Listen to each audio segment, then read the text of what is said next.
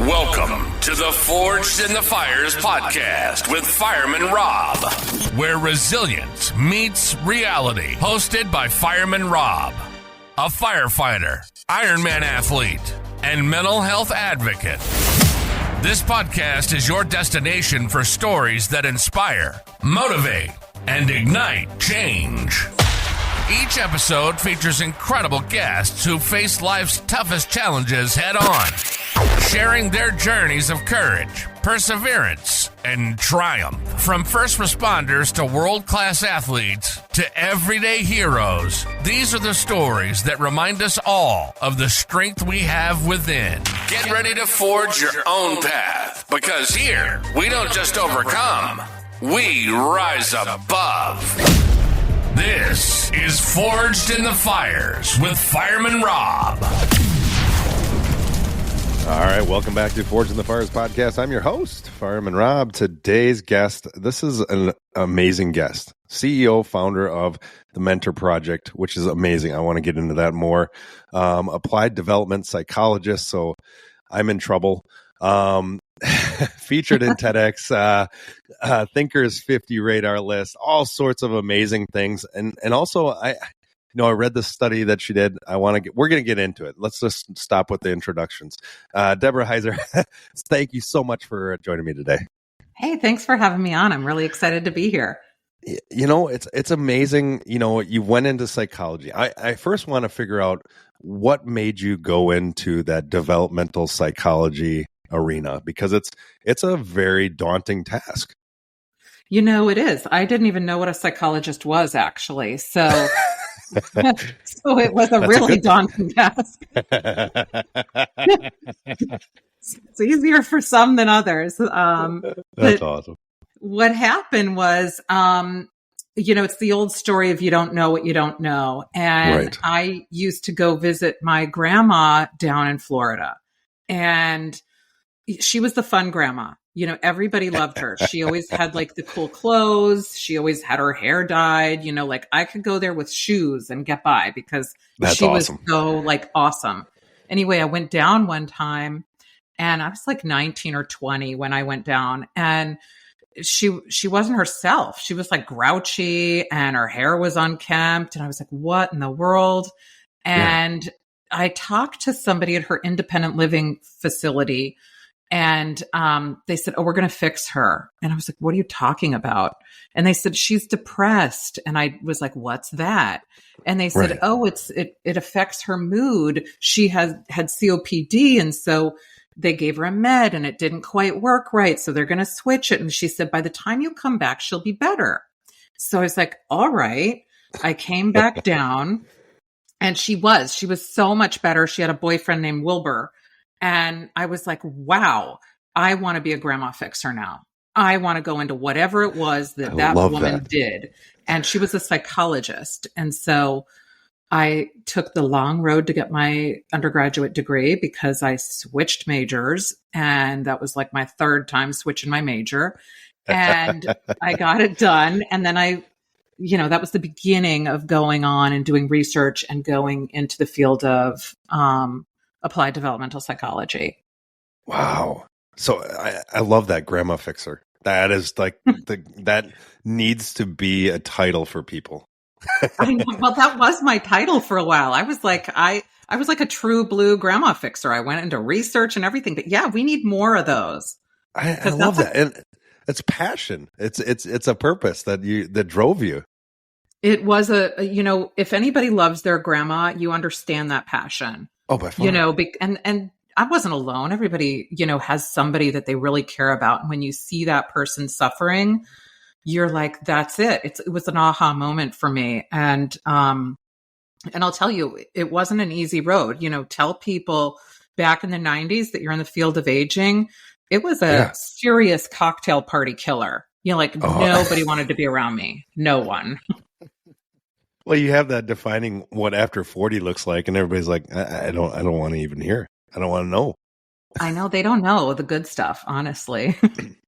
I want to go into the study. I want to go into the study that you did, because I think it's such a cool thing that you did for that depression scale.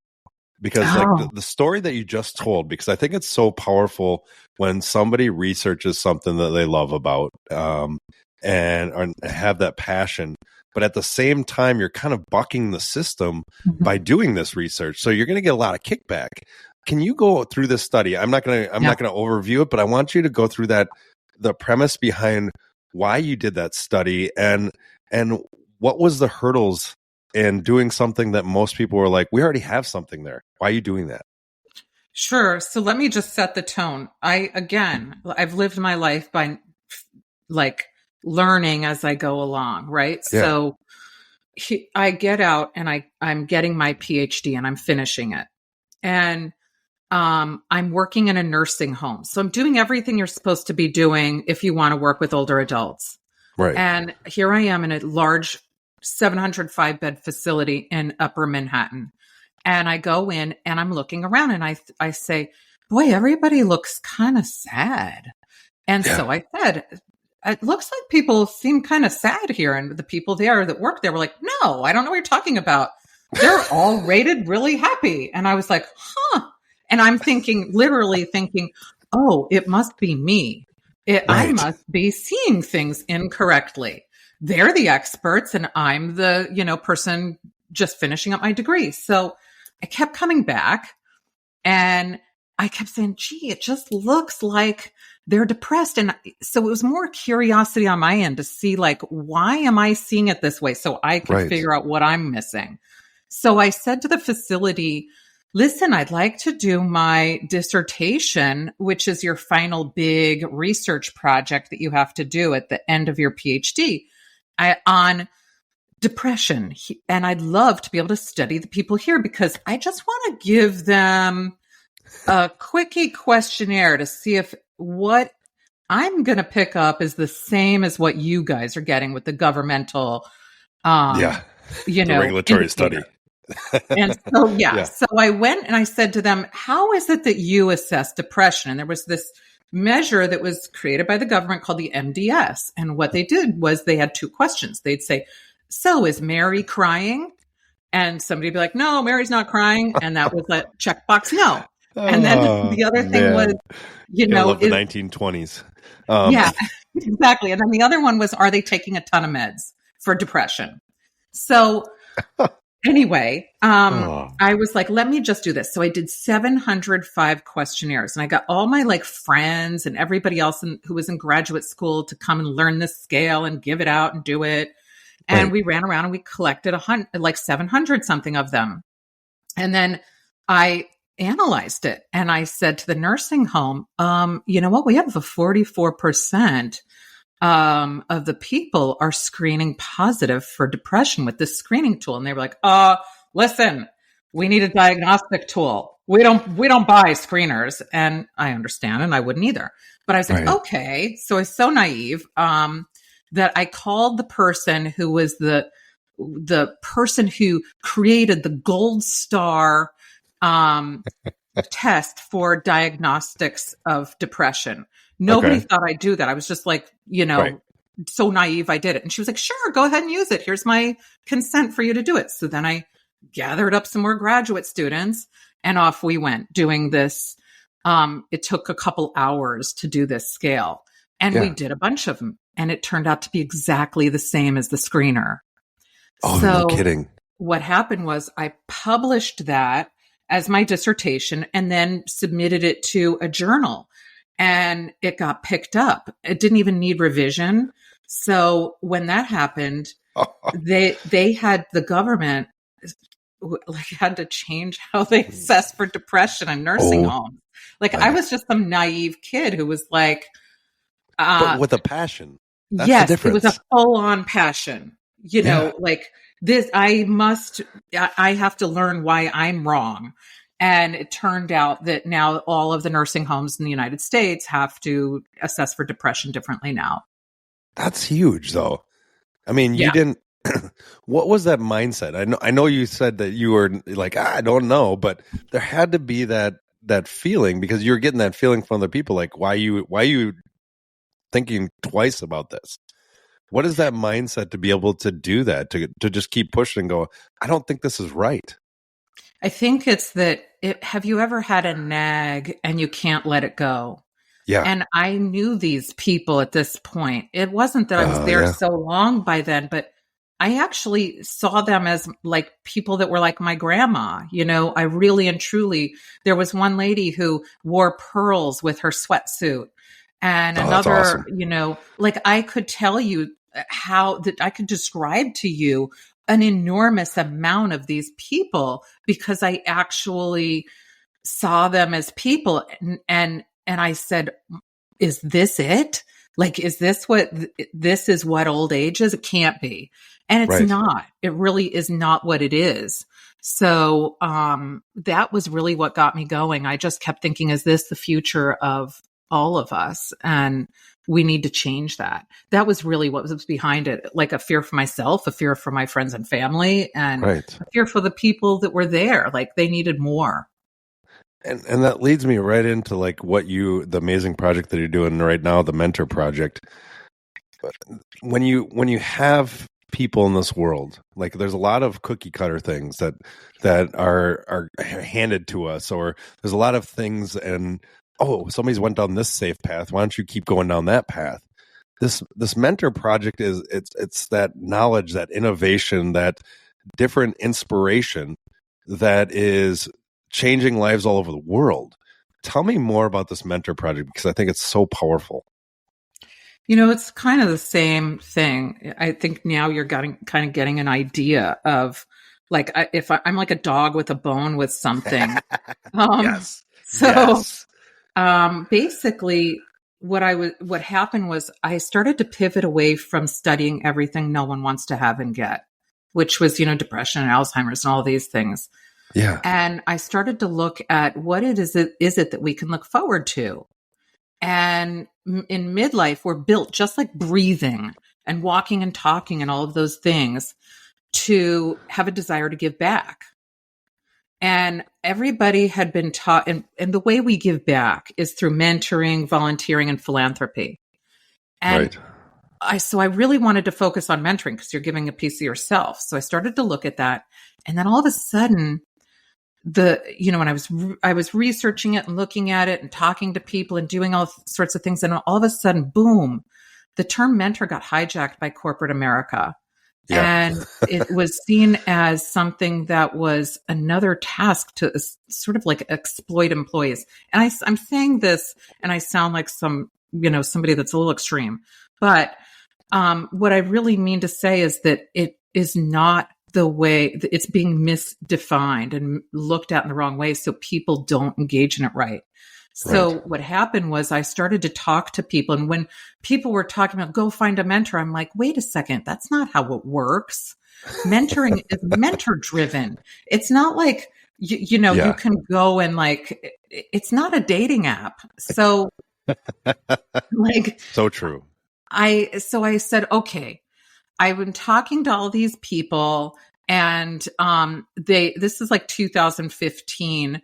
And one of them was Bill Cheswick. He's one of the fathers of the firewall, the network firewall. It's how, we all communicate nowadays. So basically he was telling me I am leaving Bell Labs, and that's like where a bunch of innovators work, and they like Nobel Prizes like are probably thrown around there at lunchtime, like snack like wrappers, paper towel rolls. Yeah. So anyway, he was retiring, and he said, I'm going to be going to live on a farm, and it's not like I will have any mentees available. And I want to really make sure that the next generation gets to learn science and math at a young age before they get jaded. And he was like, I can't go to a park and say, hey, kid, you want to mentor? Like that's super creepy and weird. Have a science van. That would just not work. Exactly. Like, kid, come here. I've got some mentoring. So gross and creepy. So I know. So anyway, he and I really was like, wow, that's interesting. My first instinct was, wow, how weird that Bill can't connect with people, and because people would pay to meet with him. Then all of these other like top 1% people in their fields were saying the same thing. Like, I don't have access to mentees. And I was like, what? All we hear everywhere is go find a mentor. And here you guys all are, and you can't find mentees. There's a problem.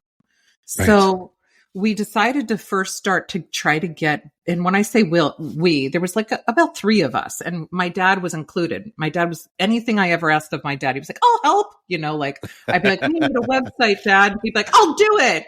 So I'm like, Dad, we want to get Bill into schools. And he's like, I'm in. So a couple of people, got together and we said, let's get Bill and a couple of other, like a woman from NASA, Irene Yakbis, and another woman who was from Rockefeller University in an olfactory, she studied smell lab. So these guys were going, like, let's get into schools. So we got them into schools and they were loving it.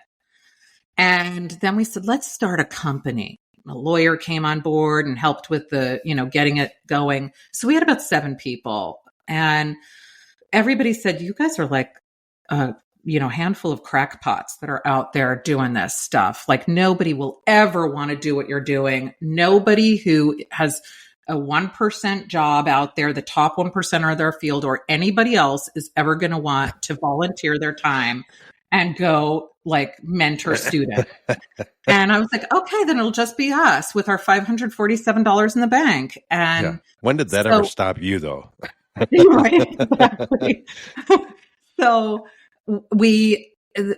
what happened was we had 10 in January. Before June, we had 60, then 80 by August, and then 100 by the end of the year. And we had to put a halt on it. And we realized, in fact, the theory holds true that we're built to want to give back. People just don't run around and say, hey, like Bill said, it's inappropriate to run around and be like, hey, anybody want a mentor? Here I am. Yeah. So we realized that if we created this platform that people could get connected with, we have Charlie Camarda, he's an astronaut. People can talk to people that would normally be inaccessible. That's awesome. Just last year, we gave out $3 million of mentorship hours in 5 countries. And altogether, we've been in 7. But that's a lot. That's a lot. Yeah. And it's all volunteered time from the mentors to the students. We sent one mentor to Tanzania twice, to a small town. One man, I'll tell you the impact that it could make. And this every time freaks me out. Yeah. So one man, Justin Thompson, he's the guy that draws Snoopy all over the world. He's the trademark guy that can draw that with Charles Schultz Studios. Okay. So he went to Tanzania to teach cartooning to a school of 500 students in Shirati, Tanzania, who had never been exposed to Western art like cartooning. Yeah. So he goes there, one man, for 10 days.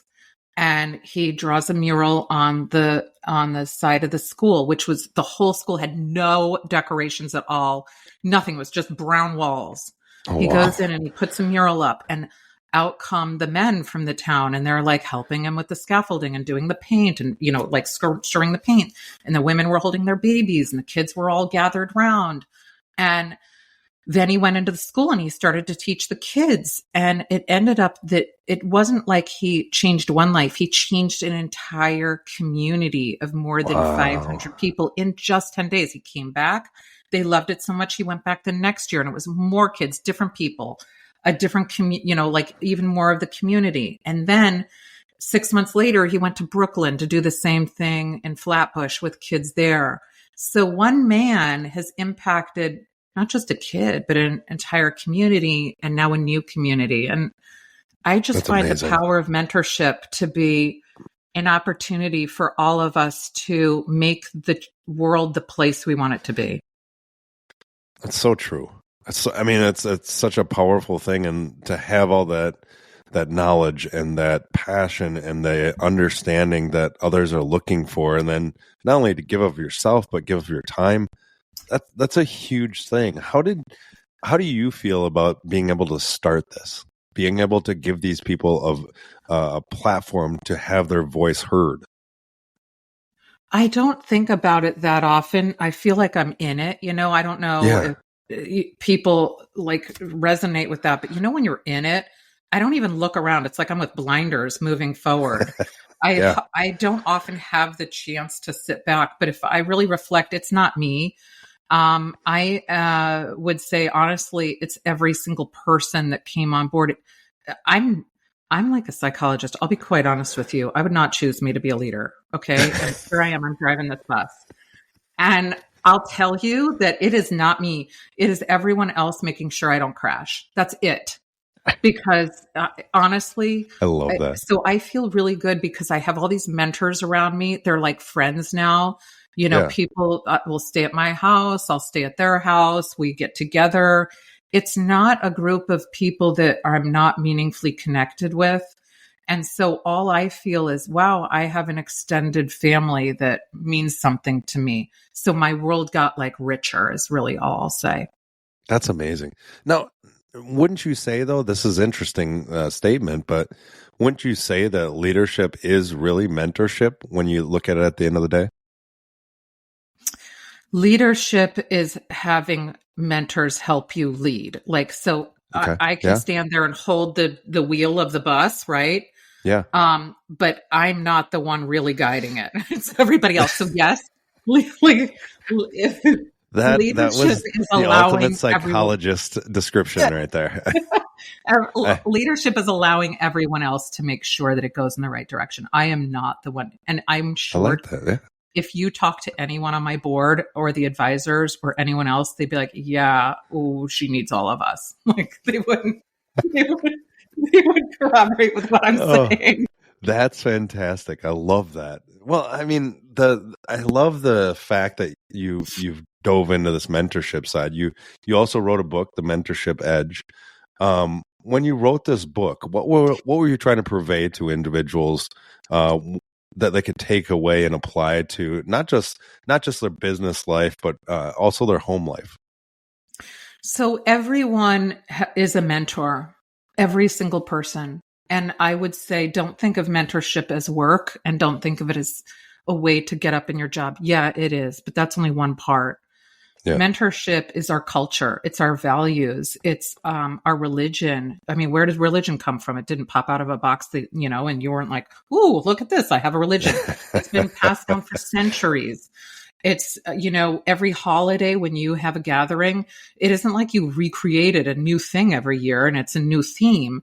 It's what makes us grounded and comfortable. And that is passed down from family member to family member.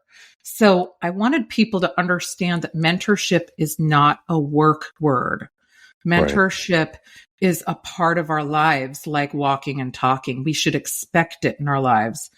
And the reason we should expect it is because it's how we feel relevant. It's a legacy. It's, if you've ever watched It's a Wonderful Life, it's being able to experience what he experienced, and know that you make an impact in your community.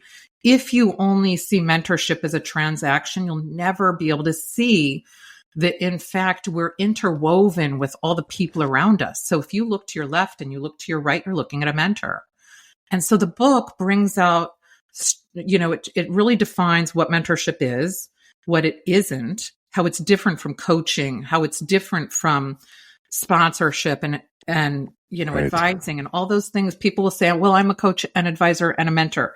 Well, no, you should have all of them. And if you think that it's all in one, you're missing out.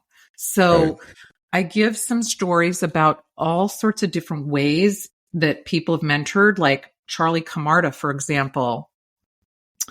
I think that he has a moving story that most people wouldn't know was mentorship. So in 2003, we had, and this is in the book, along with a lot of others, stories about it. But, in 2003, we had the Columbia Space Shuttle disaster that, anybody who watched the television and saw the Columbia shuttle re-enter Earth and disintegrate on re-entry, that was a horror. In 2005, Charlie went up into space. And he was, an astronaut, and he's there and he's like, yay, this is great. I love it. Better than I ever expected. Woohoo. Yeah. And then he gets a call from mission control and like, hey, Charlie, you might have that same problem that the previous shuttle had. Okay. Geez. So Charlie, who was a single dad taking care of a young girl, his daughter, said, "Oh my God, do I have to call my daughter and say I'm not coming home? Or is this fixable? Like, what are we going to do?" I thought they had this resolved before we got into our mission. So now Charlie's first thing is he doesn't trust calling his boss at work. They just told him they don't know what's going on. So he did what anybody would do. He brought with him his little black book of all of his closest people and called somebody that he really trusted and said, "Hey, buddy, what do you think? I know you know the engineering of this. Tell me, am I going to have to call my daughter?"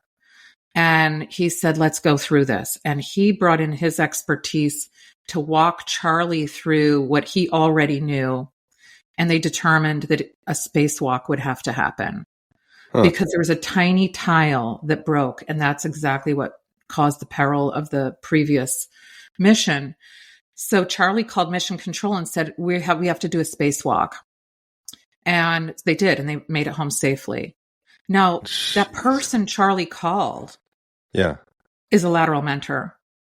Because Charlie didn't have that extra information. He didn't know that engineering. He didn't know what that person knew. That person gave Charlie that knowledge, and that helped solve that problem and got that whole mission home. Had he, this wasn't just a buddy being a friend. That's what lateral mentoring is. And we do that all the time. It doesn't have to be in outer space, life and death. This could be, you contact a friend or someone who you really trust if you're in need, and they give you the information you need to get through it and solve it. So I wanted to make sure that people reading the book would know that they are mentors, because I get so many people contact me and say, I don't have an advanced degree. I'm not a lawyer. I'm not a doctor. I can't be a mentor. And the most powerful mentors we have are grandmas, are people who are the ones who are giving the traditions and values and culture that gets passed on. We're never going to remember an accountant in 300 years, but we'll remember those people who shaped our lives.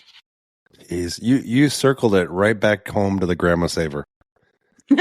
Everything goes back to grandma. Grandma's rule. I love it. Well, it's been such an honor to have you on. You can make sure you go to mentorproject.org or DeborahHeiser.com, and you can find out more about having her do speaking for you, also about her publications and her book, The Mentorship Edge. I'm not going to let you go right yet because I have 3 questions for you. Are you ready? I'm ready. All right. If you could go back to your 18-year-old self and give yourself one piece of advice, what would that be? Don't marry Carlos. I don't know how many other people are. There's going to be a lot of people going, well, all right, I won't marry Carlos. He was a fine, nice man, but I was awfully young. I got married back then. Hey, that is a great description, right? I like it. All right. Here's your second question. Everybody's going through challenges and struggles in their life. And if you could give them 2 habits or 2 tips that they could use in their daily lives to continue to push forward, to continue to work towards thriving in life, what would those 2 things be? To look to your left and to look to your right. Look for someone that you can help and look for someone who can help you. Oh, I love it. I knew you'd have a perfect answer. All right, this last one's going to be fun. All right, so if you could have coffee at a firehouse table, so in other words, no questions are off the table and it's going to be answered, with 3 people, they could be deceased or alive, who would those 3 people be? Ooh, okay.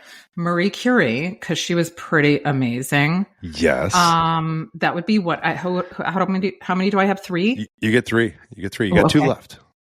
Ooh, okay. And then I would have my grandpa, who's no longer with us, and I would have the Pope. There you go. That's a good mix right there. Yeah, it's kind of an interesting group. I like it. Well, I appreciate having you on today. You've been an amazing guest, and definitely keep doing the amazing things that you're doing. Thanks. And it was a pleasure being on here. Thanks for having me. All right, folks. Thanks for joining us today. We'll talk to you next time. Thanks for listening and supporting the Forged in the Fires podcast with Fireman Rob. Remember, don't forget to like and subscribe to this podcast. And please share this episode with a friend or family member. To find out more about Fireman Rob, or if you have a question, go to www.firemanrob.com. Until next time, live your life forged in the fires.